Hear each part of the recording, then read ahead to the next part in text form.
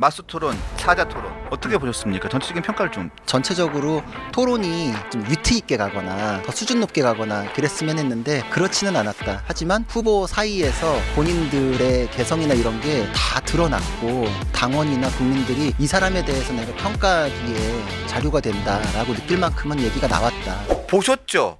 네. 한동훈 후보와 홍준표 후보의 마스 토론 연장해서 딱딱 연속해서 두 번 하는 거 한번 보셨을 거고, 네. 그리고 김문수 후보와 홍준표 후보의 마스 토론 보셨을 거고, 또 한 번이 안철수 후보와 김문수 후보인데, 네. 사실 좀 죄송한 말씀이시긴 하지만 안철수 후보와 김문수 후보의 마스 토론은 사실 그렇게 화제가 안 됐어요. 그렇죠. 안 됐고, 홍준표, 한동훈, 홍준표 그게 좀 이슈가 확실하게 됐고, 그렇죠. 근데 맨 처음이라 가지고 김문수, 한동훈 후보가 조금 이슈가 됐고, 그 다음번에 마지막에 어젠가 그저께 했었던 거 그 사자 토론, 네. 그게 또 그 다음 이슈가 됐었는데, 네. 자 전체적으로 한홍 이 마스 토론 더블헤더 어떻게 보셨습니까? 전체적인 평가를 좀 들어볼게요. 그냥 뭐 간단하게 얘기하면 그냥 톡 까놓고 이건 제가 어디 치우치고 전 뭐 어디 선거운동 해주고 이런 것도 아니잖아요. 네. 한동훈 후보가 전반적으로는 뭐 우세점을 받을 수 있겠다 이런 생각은 했으나 네. 그러나 이제 그게 우세승을 거두더라도 그 안에서 이 말은 좀 하지 말지 이제 이런 것들은 누구나 있거든요. 그래서 한동훈 후보가 본인이 이제 김문수 후보에 대해서 사과했던 거 저도 저 말은 아예 사과를 하면서 끝나는 게 아니라 아예 시작도 안 했어야 될 문제인데 그래서 거기서 좀 아쉬웠고 또 홍준표 후보랑은 이제 격해지다 보니까 저렇게 흘러가지 않았으면 어느 후보에 대해서나 제가 바랬던 거기에서 좀 아쉬운 건 뭐 깐죽대다 뭐 이런 식으로 흘러가는 거는 안 했으면 했는데 그 방면으로 흘러갔던 게 또 언론에서는 그게 또 회자가 되다 보니까 그 부분 싱크를 계속 쓸 수밖에 없잖아요. 그렇죠. 네, 그런 거 언급된 건 좀 아쉽더라고요. 그래서 전체적으로 토론이 제가 원하는 방향으로 간 건 아니에요. 사실 더 이제 좀 위트 있게 가거나 더 수준 높게 가거나 그랬으면 했는데 그렇지는 않았다. 하지만 후보 사이에서 본인들의 개성이나 이런 게 다 드러났고 당원이나 국민들이 이 사람에 대해서 내가 평가하기에 자료가 된다라고 느낄 만큼은 얘기가 나왔다. 원래 말이라는 게 아무리 그런 척 하려고 해도 결국은 말을 오래 하다 보면은 자신의 그 본성이 나오거든요. 자신의 그 깊이 있는 지식이나 이런 게 나올 수밖에 없고 또 이제 체력적으로도 힘에 부치고 이러면은 이게 가식적으로 하기도 어렵고 그러니까 이제 여러 가지로 본인의 지식, 어떤 성품, 뭐 이제 그 그릇 뭐 이런 것들이 다 드러났기 때문에 국민들께서 그거 보고서 많이 좀 결정하지 않았을까. 제 주변에 이제 당 관계되신 분들 또 투표권 갖고 계신 분들 이런 분들이 나는 토론 보고서 결정했어 뭐 이런 분들도 꽤 많더라고요. 맞아요. 자, 그러니까 토론을 보고 난 다음에 결정하신 분들이 꽤 많은 것 같아요. 그런데 보니까 토론이라는 게 보면 여러 가지 그 평가의 기준이 될 수도 있고 결정의 기준이 될 수도 있는데 확증 편향 이런 효과를 주는 경우가 더 많은 경우도 있어요. 왜냐하면 내가 지지하는 사람에 대한 지지를 더 확실하게 더 굳히는 효과가 있는 그 효과가 더 큰 것 같아요. 그래서 그런 부분도 있고 나 이 토론회를 보고 지지자를 바꿨어라고 하는 사람도 있긴 있지만 그 비율보다는 나에 대한 내가 지지하는 사람에 대한 지지를 더 확실하게 굳히는 효과가 더 강한 부분이 있지 않나라는 생각. 있죠. 네. 그러니까 이제 토론이라는 게 정치인은 정말 필수 관문이잖아요. 피할 수 없는 것이고 이재명 대표 같은 경우에는 웬만하면 녹화하려고 하고 이런 게 말하다 보면 드러나거든요. 그러니까 토론을 피하지 않는 거는 내가 이걸 다 오픈하고 국민들께 평가받겠습니다라는 자세잖아요. 그러니까 이거는 또 연설하고도 달라요. 연설의 측면, 내가 이만큼 알고 있고 내가 비전이 이렇습니다라고 하는 것 플러스 상대방이 그걸로 이제 질문하면서 공격도 하고 상대방 공격에 대해서 내 언어로 이제 방어도 하고 이게 주고받고 하면 그거는 누가 써준 것 같고 대응이 안 되잖아요. 그래서 일단은 내가 말하는 과정에 있어서는 방금 말씀하신 것대로 지지층이 나 이 사람 너무 좋고 이런데 얘는 왜 입만 열면 깨? 막 이렇게 될 수 있는 건데 그거를 진짜 내 후보 그래 이렇게 하지 말 잘하지 똑똑하니까 말이 다 이렇게 나오는 거지. 그 확신평은 더 강화시키는 거고 상대방하고의 비교는 대화를 하다 보면 이제 우열이 보이잖아요. 왜 저거에 대답을 못해? 내가 가서도 훨씬 더 잘하겠네. 저거에 대해서는 리서치가 안 됐나? 이제 이런 것들은 주고받는 말 사이에서 이제 우열이 가려지는 건데 토론이 그 방면에서는 판단의 요소로서 굉장히 중요한 것 같아요. 미국에서는 그래서 거기서 필수적으로 뭐 공세를 취하고 방어를 하고 지식을 뽐낸 것과 동시에 방어적인 부분에 있어서는 그걸 위트로 넘어가는 것마저도 사실 정면으로 다지지 않고 위트로 넘어가는 것마저도 저 사람 되게 뭐가 이게 내공이 크네 이렇게 평가를 받거든요.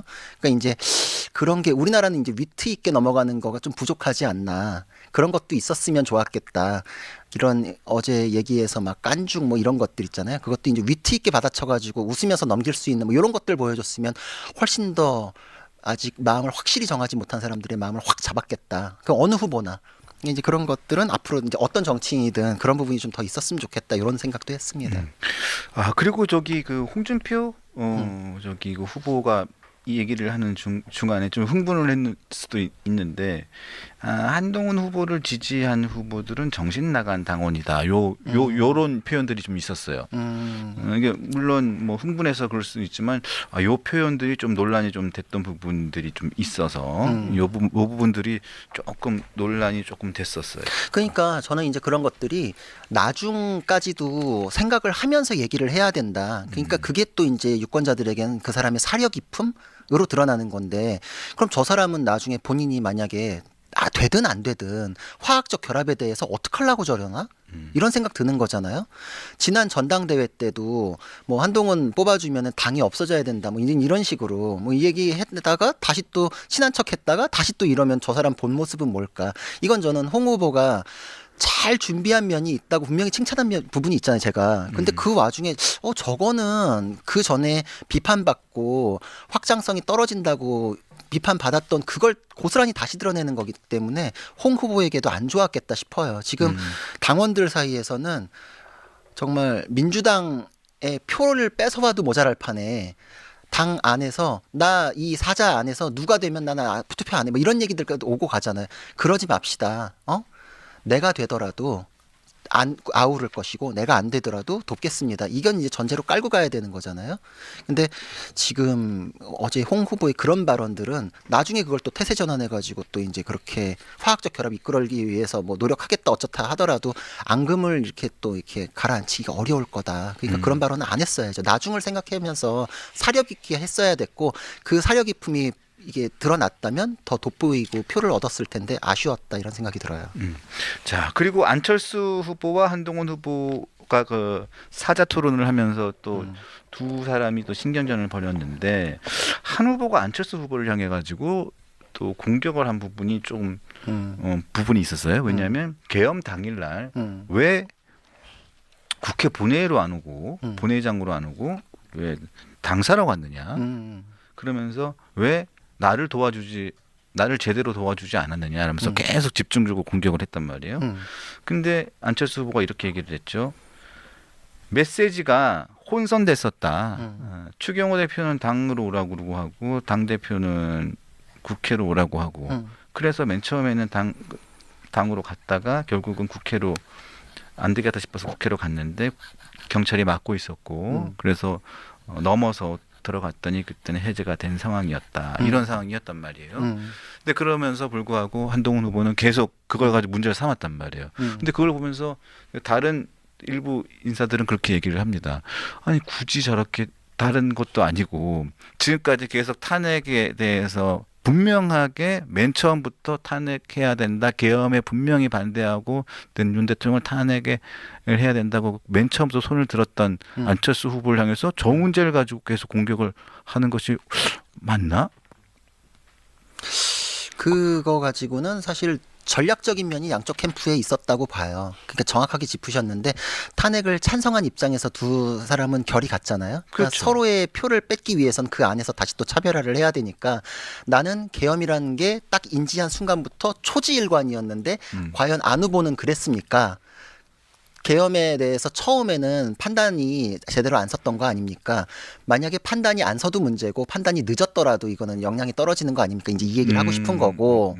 그리고 이제 반대로 그러니까 이제 그거에 대해서는 한 후보가 됐을 경우에 국민들께서 검사 또 뽑아주겠습니까? 이제 그게 그래서 또 들어온 거예요. 나랑 같아 보이지만 당신은 검사 시즌 2라는 굴레가 있으니까 그러니까 이제 그 부분에서 약점이 있지 않냐. 이제 두 사람이 서로 비슷해 보이는 결 안에서 차별화를 두기 위해서 그걸 받은 것 같아요, 서로. 근데 한 후보 쪽에 대해서는 안 후보가 이제 그 부분에 대해서 더 명확하게 얘기를 했어야 되는데, 내가 그 부분에 있어서 뭐 소통이 되는 줄 알았다. 그럼 소통이 되는지 아닌지 확인했어야죠. 그잖아요. 그러니까 판단이 좀 아니했다거나 판단이 늦었다거나 이제 이런 식으로 흘러갈 수 있는 부분에 대해서 안 후보가 방어가 제대로 안 된 것 같다. 그리고 한 후보도 좀 그 부분에 대해서 저는 이게 정면으로 승부를 했으면 어땠을까 이런 생각을 했는데 안 후보가 검사 또 뽑아주겠습니까? 라고 했을 때 다른 역질문이나 이제 이런 걸로 이제 좀 넘어간 면이 있거든요. 저는 그거에 대해서는 제가 그런 얘기 듣기 싫어가지고 비대위원장 나온 거고 그 이후에 전당대회 나와서 국민과 당원들의 평가 받았던 겁니다. 그래서 저를 검사가 아니라 정치인으로 인식하고 인정해 주셨기 때문에 당대표로 뽑아주신 거라고 인정하고 이제 저는 이해를 하고 있습니다. 그 이후에 1년 이상의 시간이 지금 지나갔는데 국민들께서 이미 1년 이상의 시간 동안 평가하셨던 거를 안 후보 혼자 부정하시는 겁니까? 뭐 이런 식으로 이제 뭐 하하 뭐 이러면서 넘어갔으면 어땠을까?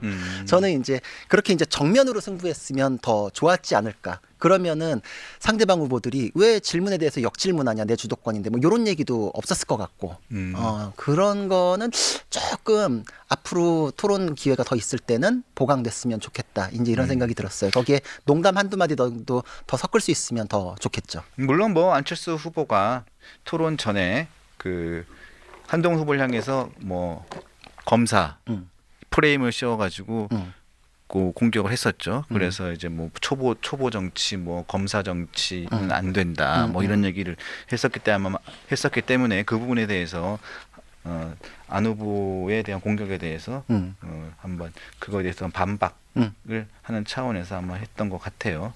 하지만 또 같은 탄핵 찬성파 그리고 또 계엄 반대파.